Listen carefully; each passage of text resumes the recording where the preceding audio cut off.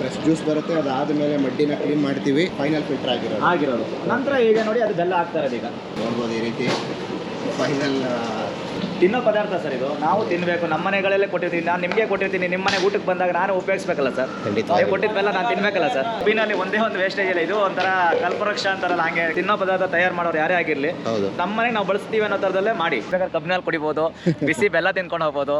ನೋಡಿ, ಹಾಲೆ ಮನೆಗೆ ಬಂದು ಡೈರೆಕ್ಟ್ ಕಬ್ಬಿನ ಹಾಲು ಕೊಡ್ತಿದ್ದಾರೆ. ಇಂಥ ಫ್ರೆಶ್ಶು ಸಿಗಲ್ಲ ಇಷ್ಟು ಡಾರ್ಕಾಗಿ. ಸಖತ್ತಾಗಿದೆ ಟೇಸ್ಟು. ಈ ನಿಂಬೆಹಣ್ಣು ಹಾಕಿ ಬೇರೆ ಫ್ಲೇವರ್ ಆ್ಯಡ್ ಆಗ್ತದೆ ಬೇರೆ ಕಡೆ. ಇದು ಡೈರೆಕ್ಟ್ ಕುಡಿತಿರೋದ್ರಿಂದ ಸಖತ್ತಾಗಿದೆ. ನಮಸ್ಕಾರ ವೀಕ್ಷಕರೇ, ಮಸಾಲಾ ಚಾಯ್ ಮೀಡಿಯಾಗೆ ಸ್ವಾಗತ. ಇದು ವಿನಯ್ ಮಾತಾಡ್ತಿರೋದು. ನಾನಿರೋದು ಇವತ್ತು ನಮ್ಮ ಸಕ್ಕರೆ ನಾಡು ಅಂದರೆ ಮಂಡ್ಯ. ಕೀಲಾರ ಅಂತ ಒಂದು ಊರಿದೆ, ಅಲ್ಲಿ ಶ್ರೀ ಆಗ್ರೋ ಫುಡ್ ಇಂಡಸ್ಟ್ರೀಸ್ ಅಂತ ಇದೆ ಆಲೆ ಮನೆ. ಇಲ್ಲಿಗೆ ಬಂದಿದ್ದೀನಿ. ಲಾಸ್ಟ್ ಟೈಮ್ ಹೀಗೇನೆ ನಮ್ಮ ಸತೀಶ್ ಭಟ್ರು ಬೆಲ್ಲ ಮತ್ತು ಉಪ್ಪಿನಕಾಯಿ ಈ ಥರ ಮಾಡ್ತಾ ಇರೋದು ಒಂದು ಸ್ಟಾಲ್ದು ವಿಡಿಯೋ ಮಾಡಿದ್ರು. ಅದರಲ್ಲಿ ಕೆಮಿಕಲ್ ಮುಕ್ತ ಅಂದರೆ ರಾಸಾಯನಿಕ ಮುಕ್ತ ಬೆಲ್ಲ ಮಾಡ್ತಾ ಇರೋದು ಒಂದು ತೊಗೊಂಬಂದು ನಮಗೆಲ್ಲ ಕೊಟ್ಟಿದ್ರು. ನಾವು ಟೇಸ್ಟ್ ಮಾಡಿದ್ವಿ, ಸಖತ್ತಾಗಿತ್ತು. ಇದು ಸೆಮಿ ಸಾಲಿಡ್ ಜಾಗರಿ. ಈಗ ಸ್ಪೂನ್ ಅಲ್ಲಿ ತೆಗೆದ್ಬಿಟ್ಟು ಕಾಫಿ ಟೀ ಹಾಕ್ಬಿಟ್ಟು ಮಿಕ್ಸ್ ಮಾಡ್ಬಿಟ್ರೆ ಕಾಫಿ ಒಳ್ಳೆ ಕಾಫಿ ರೆಡಿ ಆಗುತ್ತೆ. ಸುಸ್ತಾಗಿದ್ದೀರಾ, ಒಂದು ಸ್ವಲ್ಪ ಬೆಲ್ಲ ತಿಂದು ನೀರು ಕುಡಿದ್ರೆ ನಿಮ್ಮ ಬಾಡಿನಲ್ಲಿ ಇಮ್ಯುನಿಟಿನ ಬೇಗ ಜಾಸ್ತಿ ಮಾಡುತ್ತೆ. ಹೌದು, ಹಳ್ಳಿ ಕಡೆ ನಾವು ಕೆಲಸ ಮಾಡುವಾಗ ಅದನ್ನು ಕುಡಿತೀವಿ. ಅದು ಹೇಗಿರುತ್ತೆ ಪ್ರೋಸೆಸ್ಸು, ಒಂದು ಆಲೆ ಮನೆಗೆ ಬಂದಿದ್ದೀನಿ. ಈಗ ಯಾವುದೋ ಲೋಡ್ ಬಂದಿದೆ, ನಾವು ನೋಡ್ಬೋದು ಇಲ್ಲಿ ಕಬ್ಬು. ಸರ್ ನಮಸ್ತೆ, ನಿಮ್ಮ ಹೆಸರು? ರಮೇಶ್ ಸರ್. ಸೊ ಇವಾಗ ನಾನು ಬೆಂಗಳೂರಿಂದ ಈಗ ಮಂಡ್ಯ ಬರೋದಕ್ಕೆ ಒಂದು ಒಳ್ಳೆ ರೀಸನ್ ಇತ್ತು. ಸೊ ರಾಸಾಯನಿಕ ಮುಕ್ತ ಬೆಲ್ಲನ ನೀವು ಇಲ್ಲಿ ಮಾಡ್ತಾ ಇದ್ದೀರಾ ಅಂತ ನಾನು ಕೇಳಿದಾಗ ಅದನ್ನು ಟೇಸ್ಟು ಮಾಡಿ ನನಗೆ ಇಷ್ಟ ಆಗಿದ್ದಕ್ಕೆ ನಮ್ಮ ಒಂದು ವೀಕ್ಷಕರಿಗೂ ತಿಳಿಸ್ಕೊಡೋಣ ಅಂತ ಬಂದಿದ್ದೀನಿ. ಹೇಳಿ ಸರ್, ಈಗ ನಿಮ್ಮ ಒಂದು ಶ್ರೀ ನ್ಯಾಚುರಲ್ ಜಾಗರಿ ಅಂತ ಹಾಕೊಂಡಿದ್ದೀರಾ, ಇದು ಹೇಗೆಲ್ಲ ಪ್ರೋಸೆಸ್ ಆಗುತ್ತೆ, ಹೆಂಗೆ ಏನೇನು ಅಂತ ನನಗೆ ತಿಳಿಸ್ಕೊಡಿ ಸರ್. ಸರ್, ಇದು ಕೆಮಿಕಲ್ ಫ್ರೀ ಪ್ರೋಸೆಸ್ ಅಲ್ಲಿ ನಾವು ಮಾಡ್ತಾ ಇದೀವಿ. ಈಗೆಲ್ಲ ಬರ್ತಾ ಇರೋದು ಬಣ್ಣ ಕಟ್ಬಿಟ್ಟು ಮಾಡ್ತಾರೆ ಬೆಲ್ಲನ. ಜನರಿಗೆ ಬಣ್ಣ ಬೇಕು, ನಾವು ಬಣ್ಣ ಇಲ್ದೇನೆ ನ್ಯಾಚುರಲ್ ಏನು ಬರ್ತಾ ಇದೆ ಅದೇ ಬೆಲ್ಲನ ಮಾಡ್ತಾ ಇದೀವಿ. ಯಾಕಂದ್ರೆ ಆರ್ಗ್ಯಾನಿಕ್ ಅನ್ನಕ್ಕೆ ಆಗಲ್ಲ ಇದನ್ನ. ಯಾಕಂದ್ರೆ ಆರ್ಗ್ಯಾನಿಕ್ ಅಂದ್ರೆ ಕಬ್ಬು ನಾನು ಬೆಳೆಯಲ್ಲ. ಕಬ್ಬು ನೋಡಿ ಸರ್, ರೈತರು ನಾನು ತೋಳ್ತೀನಿ. ರೈತರು ಅದಕ್ಕೆ ಫರ್ಟಿಲೈಸರ್ ಹಾಕಿರ್ತಾರೆ, ಬೆಳೆಸಿರ್ತಾರೆ. ಅವ್ರನ್ನ ನಾವು ಯಾಕೆ ರಸಗೊಬ್ಬರ ಹಾಕ್ತಿರ ಅನ್ನೋಕ್ಕಾಗಲ್ಲ. ಅವ್ರ ಪ್ರೋಸೆಸ್ಗೆ ನಾವು ಅಡ್ಗಾಲ್ ಹಾಕೋಕ್ಕಾಗಲ್ಲ. ನನಗೆ ಬೇಕಾಗಿದ್ದು ಒಳ್ಳೆ ಬೆಲ್ಲ ಜನರಿಗೆ. ನ್ಯಾಚುರಲಿ ಎಲ್ಲ ನೀವು ಯಾವುದೇ ಐಟಮ್ ತೊಗೊಂಡ್ರು ರಸಗೊಬ್ಬರ ಇಲ್ಲದೇ ಯಾವುದೇ ಅಕ್ಕಿ ಬೇಳೆ ಯಾವುದೇ ಆದರೂ ಬೆಳೆಯಲ್ಲ. ಇವತ್ತೆಲ್ಲ ಆಲ್ಮೋಸ್ಟ್ ಬರ್ತಾ ಇರೋದೇ ಅದೇ ಥರನೇ. ನನ್ನದೇ ಸಪ್ರೇಟ್ ಗದ್ದೆ ಇಟ್ಕೊಂಡು ನಾನು ಅದೇ ಜಾಗ ಫುಲ್ ಬೌಂಡ್ರಿ ಮಾಡಿಕೊಂಡ್ರೆ ನಾನು ಆರ್ಗ್ಯಾನಿಕ್ ಮಾಡ್ಬೋದು. ಇವತ್ತು ಆರ್ಗ್ಯಾನಿಕ್ ಹೆಸರಲ್ಲಿ ಸುಳ್ಳು ಹೇಳಿ ಮೋಸ ಮಾಡೋದು ಬೇಡ. ಒರಿಜಿನಲ್ ಏನಿದೆ ಅದು ಪ್ರೋಸೆಸ್ನ ಒಪ್ಕೊಂಡು ಮಾಡೋಣ ಅನ್ನೋ ಒಂದು ಪ್ರಯತ್ನದಲ್ಲಿ ನಾವು ಮೊದಲನೇ ಬಾರಿಗೆ ಕೆಮಿಕಲ್ ಫ್ರೀ ಪ್ರೋಸೆಸ್ ಅಂತಲೇ ಹೇಳ್ಕೊಂಡು ಒರಿಜಿನಲ್ ಒಪ್ಕೊಂಡು ಮಾತಾಡ್ತಾ ಇದ್ದೀವಿ ಸರ್. ಸೂಪರ್. ಬನ್ನಿ ಸರ್, ನನಗೆ ಈಗ ಪ್ರೋಸೆಸ್ ಯಾವ ರೀತಿ ಶುರುವಾಗುತ್ತೆ, ಹೆಂಗೆ? ಈಗ ನೋಡಿ ಸರ್, ಈಗ ಲೋಡ್ ಕಬ್ಬು ಬಂದಿದೆ. ಕಬ್ಬು ಬಂದ ಮೇಲೆ ನಾವು ಅದನ್ನ ಕ್ರಷಿಂಗ್ ಕೊಟ್ಬಿಟ್ಟು ಜ್ಯೂಸ್ ಮಾಡ್ಕೋತೀವಿ. ಸೊ ಇದು ಕ್ರಷಿಂಗ್ ಮಿಷಿನ್ ಅಲ್ವಾ? ಕ್ರಷಿಂಗ್ ಮಿಷಿನ್ ಸರ್, ಗಾಣ. ಓಕೆ. ಸೊ ಇದಕ್ಕೆ ಅಂದರೆ ಇಲ್ಲಿರೋ ಕಬ್ಗಳೆಲ್ಲ ಲೋಡ್ ಆಗುತ್ತೆ? ಹೌದು ಸರ್. ಓಕೆ. ಈಗ ತಂದಿರೋ ಕಬ್ಬನ್ನ ಈ ಥರ ಕ್ರಷಿಂಗ್ ಗಾಣಕ್ಕೆ ಕೊಡ್ತೀವಿ. ಕ್ರಷಿಂಗ್ ಆಗ್ಬಿಟ್ಟು ಇದು ಸಿಪ್ಪೆ ನಾವು ಹೊರಗಡೆ ಒಣಸಲ್ಲ. ಓಕೆ. ಇದು ಡ್ರೈಯರ್ ಕೊಟ್ಟಿದ್ದೀವಿ ಡೈರೆಕ್ಟಾಗಿ. ಇದು ಕನ್ವೇರ್ ಬೆಲ್ಟ್ ಮೇಲೆ ಅಲ್ಲಿ ಒಂದು ಡ್ರೈಯರ್ ಇದೆ. ಡ್ರೈಯರ್ ಓಡೆ ಹೋಗುತ್ತೆ. ಯಾಕಂದ್ರೆ ಪೊಲ್ಯೂಷನ್ ಕಡಿಮೆ ಆಗಬೇಕು. ನನಗೂ ಡೈಲಿ ಇದು ರೊಟೇಷನ್ ಮತ್ತು ಇದನ್ನೇ ನಾವು ಉರುವಲಾಗಿ ತೊಗೊಳ್ತಾ ಇದೀವಿ. ಫ್ಯೂಲ್ ಇದೆ ನಮಗೆ. ನಾವು ಬೇರೆ ಏನು ಕಟ್ಟಿಗೆ ಇದನ್ನೇ ಉಪಯೋಗಿಸೋದು ಮೇನು. ಜ್ಯೂಸ್ ಆಗಿ ಇಲ್ಲಿ ಬರ್ತಾ ಇದೆ ನೋಡಿ. ಓಕೆ. ಇಲ್ಲಿ ಬರ್ತಾ ಇದೆ ಜ್ಯೂಸ್ ಆಗಿ. ಹೌದು. ಇಲ್ಲಿ ಒಂದು ಫಿಲ್ಟರ್ ಇಟ್ಟಿದೆ ಸಣ್ಣದಾಗಿ. ಮತ್ತೆ ಅಲ್ಲಿ 2 ಕಡೆ ಫಿಲ್ಟರ್ ಆಗುತ್ತೆ. ಮತ್ತೆ ಇದು ಒಳಗಡೆ ನಿಮಗೆ ಡೈರೆಕ್ಟ್ ಆಲೆ ಮನೆ ಒಳಗೆ ಬರೋದು? ಅಲ್ಲಿಂದ ಕನೆಕ್ಟ್ ಮಾಡ್ಕೊಂಡಿದ್ದೀವಿ. ಹೌದು. ಓಕೆ. ಸೊ ಹಂಗಿದ್ರೆ ಇದೆಲ್ಲ ಒಣಗಿರೋದಾ? ಈಗ ನಾವು ನೋಡ್ತಾ ಇರೋದು ಇದೆಲ್ಲ ಒಣಗಿರೋದು ಸರ್. ಇದು ನಾವು ಡೈರೆಕ್ಟ್ ಈಗೇನು ಇಷ್ಟೊಂದು ಡ್ರೈ ಆಗ್ಬಿಡುತ್ತಾ? ಓಕೆ. ಸೊ ಹಂಗಾರೆ ನಿಮ್ಗೆ ಅದೇ ಒಲೆ ಬೇಕಾಗಿಲ್ಲ, ಅಥವಾ ಮಳೆ ಇರಲಿ ಬಿಸಿಲು ಇರಲಿ ಏನೇ ಇರಲಿ ನಾವು ಅದನ್ನು ಒಣಗಿಸೋ ಕೆಲಸನೇ ಇಲ್ಲ. ಅದೇ ಕನ್ವೇರ್ ಬೆಲ್ಟ್ ಮೇಲೆ ಹೋಗುತ್ತೆ. ಡ್ರೈಯರ್ ಓಡೆ ಹೋಗಿ ನೋಡಿ, ಡ್ರೈಯರ್ ಓಡೆ ಇಲ್ಲಿ ಬಂದ್ಬಿಟ್ಟು ಮತ್ತೆ ಒಲೆ ಹೋಗುತ್ತೆ. ಹಾಗೆ ಅದಕ್ಕೂ ಮತ್ತೆ ಒಂದು ಮ್ಯಾನುವಲ್ ಆಟೋಮೆಟಿಕ್ಲಿ ಹೋಗೋದ್ರಿಂದ ಮತ್ತೆ ಒಂದು ಜನ ಕೂತ್ಕೊಳ್ಳೋ ಕೆಲಸ ಇಲ್ಲ ಇಲ್ಲಿ. Okay sir. ಇಲ್ಲಾಂದ್ರೆ ಇದು ಒಣಗಿಸೋಕ್ಕೆ ಒಂದು 4 ಜನ ಬೇಕಾಗಿತ್ತು ನಮಗೆ. ಓಕೆ. ಸೊ ಹಂಗಾಗಿ ನಿಮಗೆ ನೀವು ಹೇಳ್ದಂಗೆ ಸ್ಮೋಕು ಅಷ್ಟೊಂದೇನು ಬರ್ತಾ ಇಲ್ಲ ನೋಡಿ. ಪೊಲ್ಯೂಷನ್ಗೆ ನಿಮ್ಗೆ ಏನು ತೊಂದರೆ ಆಗಲ್ಲ, ಯಾಕಂದ್ರೆ ಸ್ಮೋಕ್ ಇಲ್ಲ ನೋಡಿ ಅಲ್ಲಿ. ಕರೆಕ್ಟ್. ಫುಲ್ ಒಣಗಿರೋದ್ರಿಂದ. ಸೂಪರ್. ನೋಡಿ ಫುಲ್. ನೋಡಿ ಬಿಸಿ ಡ್ರೈ ಆಗಿದೆ. ಕರೆಕ್ಟ್ ಡ್ರೈ ಆಗಿದೆ. ಅದನ್ನು ಡೈರೆಕ್ಟ್ ಮಾಡಿಬಿಟ್ಟಿದ್ರೆ ಒಲೆಗೆ ಹೋಗೋ ಥರ ಮಾಡಿದ್ದೀವಿ. ಅಲ್ಲೂ ಮತ್ತೆ ಯಾರು ಮ್ಯಾನುವಲ್ ಏನು ಮಾಡೋ ಕೆಲಸ ಇಲ್ಲ. ಓಕೆ. ಒಲೆ ಹೋಗಿದ್ದನ್ನ ಈ ಒಲೆ ಹೋಗೇನೆ ನಾವು ಆ ಡ್ರೈಯರ್ಗೆ ಬರೋಂಗೆ ಮಾಡಿದ್ದೀವಿ. ಸೂಪರ್. ನೋಡಿ, ಅಲ್ಲಿಂದ ಬಂದಿದ್ದ ಒಂದು ಚೈನ್ ಸಿಸ್ಟಮಲ್ಲಿ ನೆಕ್ಸ್ಟ್ ಇಲ್ಲಿಂದ ಒಲೆ ಒಳಗಡೆ ಹೋಗ್ತಾ ಇದೆ. ನಾವು ಈ ರೀತಿ ನೋಡ್ಬೋದು. ಆ ಡ್ರೈಯರ್ಗೆ ಮೋಟ್ರ್ ಮಾತ್ರ ಇದೆ ಅಷ್ಟೇ. ಬಿಸಿದೆಲ್ಲ ಇದೇ ಬಿಸಿ ಗಾಳಿನೇ ಆ ಡ್ರೈಯರ್ ಒಡೆ ಹೋಗ್ತಾ ಇರೋದು. ಸೂಪರ್. ಚೆನ್ನಾಗಿದೆ sir system. Thank you sir. ಬನ್ನಿ ಒಡೆ. ಓಕೆ. ನಿಮ್ಗೆ ಹೇಗೆ ಪ್ರೋಸೆಸ್ ತೋರಿಸ್ತೀನಿ ಹೆಂಗೆ ಅಂತ. ಓಕೆ. ಅಲ್ಲಿ ಕ್ರಷಿಂಗ್ ಆಗೋದು ನೋಡಿದ್ರೆ ನೀವು. ಡ್ರೈ ಆಗಿ ಸಿಪ್ಪೆ ಒಳಗಡೆ ಬರೋದು ನೋಡಿದ್ರೆ. ಈಗ ಹಂಗೆ ಜ್ಯೂಸ್ ಬರೋದು ನೋಡಿ ಇಲ್ಲಿ. ಓಕೆ.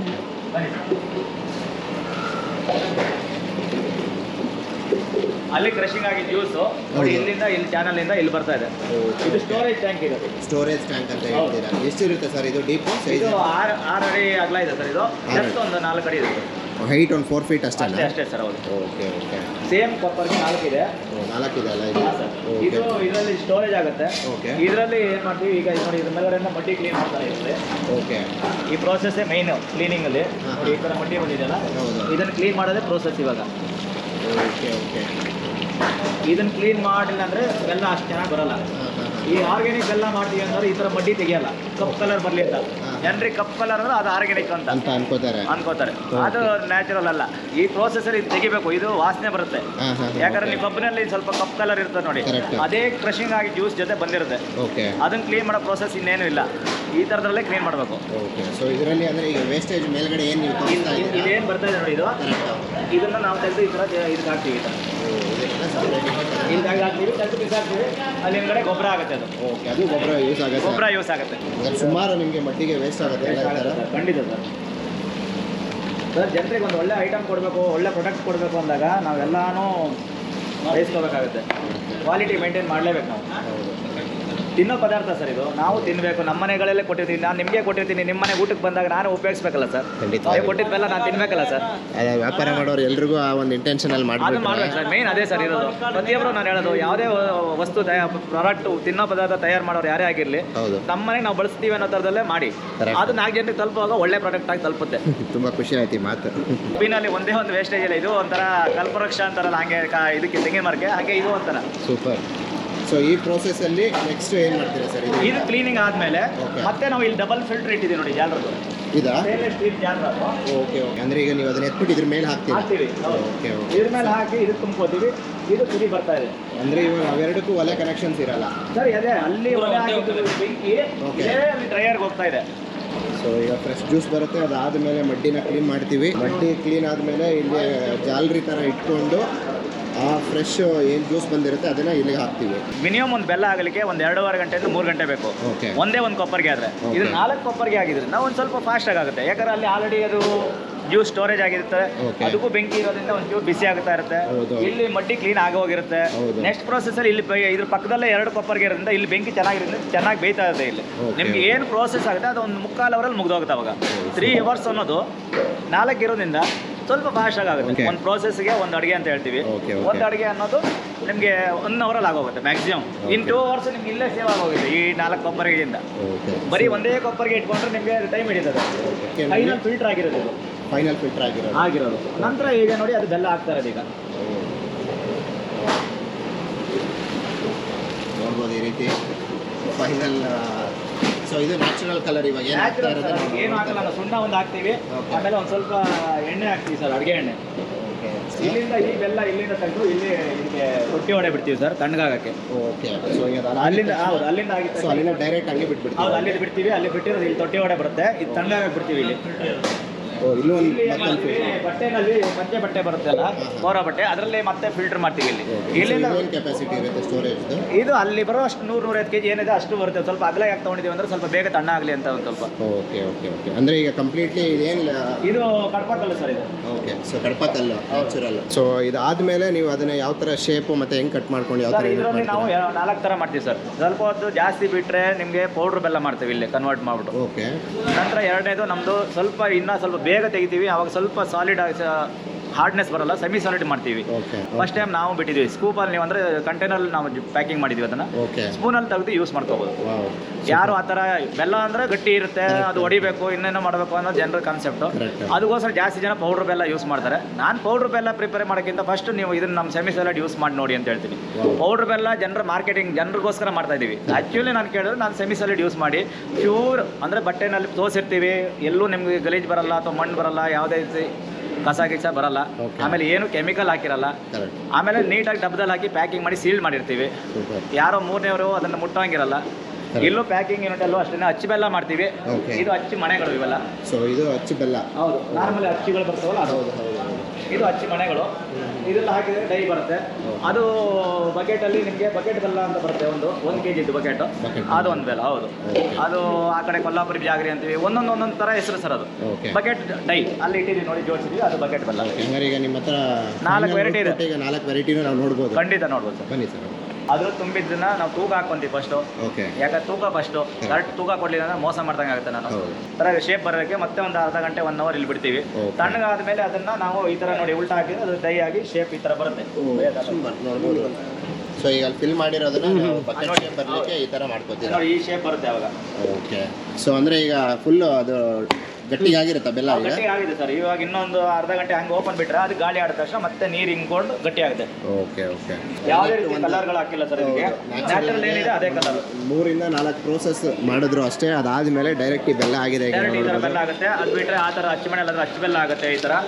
ಇದು ಪೌಡರ್ ಬೆಲ್ಲ ಮಾಡ್ತೀವಿ. ಇನ್ನೊಂದು ಕಂಟೈನರ್ ಸೆಮಿ ಸಾಲಿಡ್ ಅಂತ ಮಾಡ್ತೀವಿ, ಅದೊಂದು 4 ಪ್ರೋಸೆಸ್ಸಲ್ಲಿ ಇದೆ. ನೆಕ್ಸ್ಟ್ ಜೋನಿ ಬೆಲ್ಲ ಮಾಡ್ಬೇಕು ಅಂತ ಇದ್ವಿ, ಅದೇ ಜಾಸ್ತಿ ಜನ ಕೇಳ್ತಾ ಇದ್ದಾರೆ. ಲಿಕ್ವಿಡ್ ಶಿರ್ಸಿ ಕಡೆ ಮಾಡ್ತಾರೆ.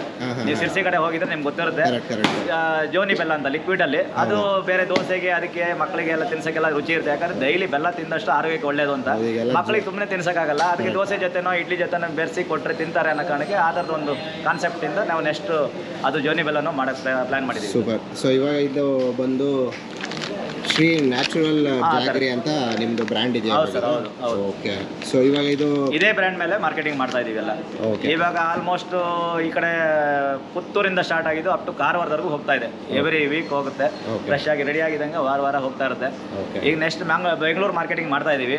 ಆಲ್ಮೋಸ್ಟ್ ಒಂದು ಕಾಲ್ ಭಾಗ ಸೇರಿ ಈಗ ಆಲ್ಮೋಸ್ಟ್ ಮಾರ್ಕೆಟಿಂಗ್ ಮಾಡ್ತಾ ಇದೀವಿ. ಇನ್ನೂ ಒಂಚೂರು ಎಸ್ಟಾಬ್ಲಿಷ್ ಆಗಬೇಕು.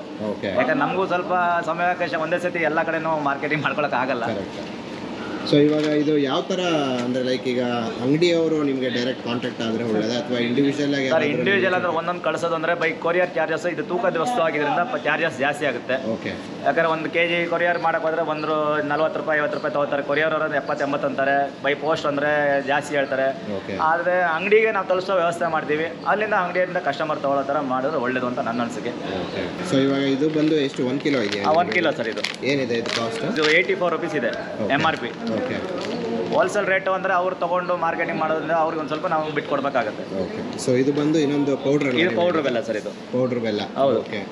ಸೊ ಇದನ್ನ ಇವಾಗ ಡೈರೆಕ್ಟ್ ನಾವು ಈಗ ಕಾಫಿ ಟೀ ಮಾಡುವಾಗ ಜಸ್ಟ್ ಹೌದು ಯೂಸ್ ಮಾಡ್ಕೊಂಡ್ರೆ ಆಯ್ತು. ಹೌದು. ಓಕೆ. ಸೊ ಇದು ಎಸ್ಪೆಷಲಿ ಕಾಫಿ ಟೀಗೆ ಯೂಸ್ ಆಗುತ್ತೆ ಅನ್ಸುತ್ತೆ. ನಾರ್ಮಲಿ ಅದೊಂದಕ್ಕೆ ಯೂಸ್ ಮಾಡೋದು ಜಾಸ್ತಿ ಜನ ಪೌಡ್ರನ್ನ. ಓಕೆ. ನನ್ನ ಒಪಿನಿಯನ್ ಕೇಳಿದ್ರೆ ನೀವು ಯಾವುದೇ ಬೆಲ್ಲ ಹಾಕಿ ಫಸ್ಟಿಗೆ ಹಾಕೋಕೆ ಹೋಗ್ಬಿಡಿ, ಹಾಲು ಹೊಡೆದೋಗುತ್ತೆ. ಯಾಕೆ ಹೊಡೆದೋಗುತ್ತೆ ಅಂದರೆ ನ್ಯಾಚುರಲ್ ಬೆಲ್ಲ ಇದು. ನಾವು ಯಾವುದೇ ಕೆಮಿಕಲ್ ಹಾಕಿಲ್ಲ ಅಥವಾ ಸೋಡಾ ಪುಡಿ ಹಾಕಿರಲ್ಲ, ಏನೋ ಮಾಡಿರಲ್ಲ, ಬೆರೆಸಿರಲ್ಲ. ಇದರಲ್ಲಿ ಡೈರೆಕ್ಟಾಗಿ ಹಾಲು ಹಾಕಿದ್ರೆ ಹಾಲು ಹೊಡಿತದೆ. ಯಾಕಂದ್ರೆ ಕಬ್ಬಿನ ಹಾಲು ಕೂಡ ಅದು ಹುಳಿ ಅಂದಮೇಲೆ ಬೆಲ್ಲ ಹಾಲು ಹಾಳಾಗುತ್ತೆ. ಅದಕ್ಕೆ ನೀವು ಏನೇ ಕಾಫಿ ಟೀ ಯೂಸ್ ಮಾಡೋಕ್ಕಿಂತ ಮುಂಚೆ ಆದಮೇಲೆ ಲಾಸ್ಟಿಗೆ ಹಾಕ್ಕೊಳ್ಳಿ. ಫಸ್ಟೇ ಹಾಕೋಕೆ ಹೋಗ್ಬಿಟ್ಟು ಅಲ್ಲಾಡಿಸ್ಬಿಡಿ ಸಕ್ಕರೆ ಥರ, ಲಾಸ್ಟಿಗೆ ಯೂಸ್ ಮಾಡ್ಕೊಳ್ಳಿ. ಇದೇನಿದೆ ಸರ್ ಕಾಸ್ಟ್ ಎಲ್ಲ? ಸರ್ ಇದು 1 ಕಿಲೋ ಬಂದು 110 ಇದೆ, ಅರ್ಧ kg ಒಂದು 60 ರೂಪಾಯಿ ಇದೆ. ಓಕೆ. ಸೊ ಇದು ಇವಾಗ ಬಕೆಟ್ ಬೆಲ್ಲನೂ ಅದು 84 rupees ಇದೆ. 84. ಹೌದು. ಸೆಮಿ ಸಾಲಿಡ್ ಬರುತ್ತೆ 95 rupees ಇದೆ ಅದು. ಓಕೆ. ಅದು ಕಂಟೈನರ್ ಇದರಲ್ಲಿ ಈ ಥರ ಬರುತ್ತೆ ಸರ್. ಫುಡ್ ಗ್ರೇಡ್ ಕಂಟೈನರ್ ಇದು. ಈ ಥರದಲ್ಲೇ ಪ್ಯಾಕಿಂಗ್ ಮಾಡ್ತೀವಿ ಸರ್ ಇದು. ಓಕೆ. ಸೊ ಬೆಲ್ಲದ ಮನೆ ನೋಡ್ಬೋದು ನಾವು. ಒಳಗಡೆ ಎಂಟ್ರಿ ಆದರೆ ಪ್ಯಾಕಿಂಗ್ ಎಲ್ಲ ನಡೀತಾ ಇದೆ ಇಲ್ಲಿ. ಸೊ ಆರ್ಡರ್ ಈಗ ಬಂದಿರೋಂಥದ್ದು ಸರ್ ಇದೆಲ್ಲ? ಇದೆಲ್ಲ ಪ್ರತಿ ವಾರ ನಮ್ಗೆ ಅಲ್ಲಿ ಮಂಗಳೂರಿಗೆ ಹೋಗ್ತಾ ಇರ್ತದೆ ಸರ್. ಎಷ್ಟಿದ್ರು ಪ್ರೊಡಕ್ಷನ್ ಖಾಲಿ ಆಗ್ತಾ ಇದೆ ಈಗ. ಬೆಂಗಳೂರು, ಮಂಗಳೂರು, ಕುಂದಾಪುರ, ಉಡುಪಿ, ಕಾರವಾರದವರೆಗೂ ಹೋಗ್ತಾ ಇದೆ. ಔಟ್ ಸೈಡು ಕೆಲವೊಂದು ಸತಿ ನಾನು ಔಟ್ ಆಫ್ ಕಂಟ್ರಿಗೂ ಒಬ್ರು ನನ್ನ ಹತ್ರ ತೊಗೊಂಡು ಪ್ಯಾಕಿಂಗ್ ಮಾಡಿಸ್ಕೊಂಡು ತೊಗೊಂಡೋಗಿದ್ದಾರೆ. ಅವ್ರ ಬ್ರ್ಯಾಂಡ್ ಮೇಲೆ ಮಾಡಿದ್ದಾರೆ. ಆದರೆ ಅದು ಮ್ಯಾನುಫ್ಯಾಕ್ಚರ್ ನಮ್ಮದೇ ಹಾಕೊಂಡು ಮಾಡಿದ್ದಾರೆ. ಇನ್ನೊಂದಿಬ್ರು ಮ್ಯಾನುಫ್ಯಾಕ್ಚರರ್ಗೆ ಪ್ಯಾಕಿಂಗ್ ಮಾರ್ಕೆಟ್ ಮಾಡೋರಿಗೆ ಕೊಡ್ತಾ ಇದ್ದೀನಿ. ಬ್ರ್ಯಾಂಡ್ ಅವ್ರದ್ದಿದೆ, ನಾನು ಮ್ಯಾನುಫ್ಯಾಕ್ಚರ್ ನಂದೇ ಹಾಕಿದ್ದಾರೆ. ಅವರು ನನಗೂ ಒಂದು ಬೆಲೆ ಕೊಟ್ಟಿದ್ದಾರೆ. ಅವರು ಸೂಪರ್. ಒಂದಿಬ್ರು ಕೊಡ್ತಾ ಇದ್ದೀನಿ, ಅವರು ಮಾರ್ಕೆಟ್ ಮಾಡ್ತಾರೆ. ನಮ್ಮ ಬೆಲ್ಲನೇ ಅವ್ರ ಬ್ರ್ಯಾಂಡಲ್ಲಿ ನಾವು ರೆಡಿ ಮಾಡ್ಕೊಡ್ತಾ ಇದ್ದೀವಿ.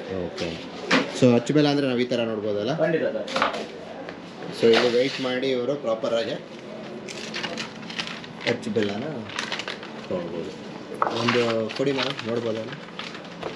ಹಾಗೆ ತೋರಿಸಿ ಬ್ಲೌಸಲ್ಲಿ. ಓಕೆ. ಅಚ್ಚು ಬೆಲ್ಲ. ಓಕೆ.